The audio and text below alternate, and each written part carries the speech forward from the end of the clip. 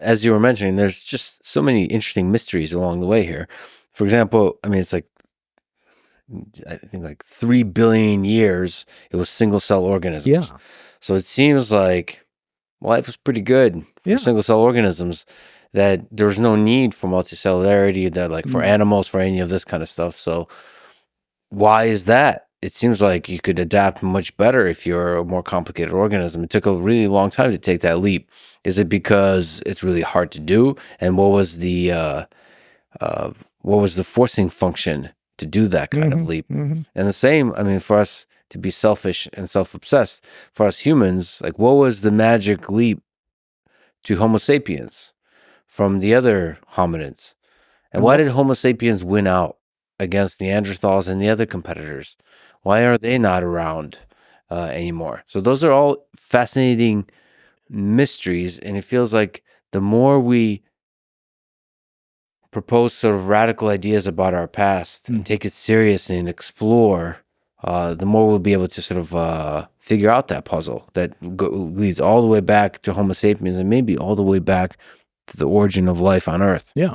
I think that Homo sapiens is the tail end of a very long, deep series of mysteries that goes back right to the beginning of life on this planet, and probably long before, actually, because this planet is part of the universe, and God knows what else is out there in the universe. Why do you think Homo sapiens evolved?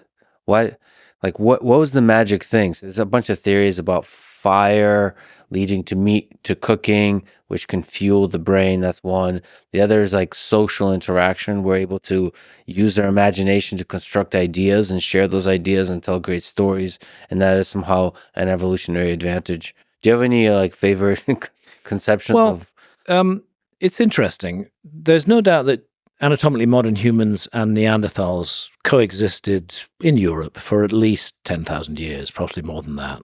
And yet one of the popular views is that anatomically modern humans wiped out the Neanderthals, that we killed them off. But at the same time, we were interbreeding with the Neanderthals. In a sense, the Neanderthals are not gone. They're still within us today. We are part Neanderthal.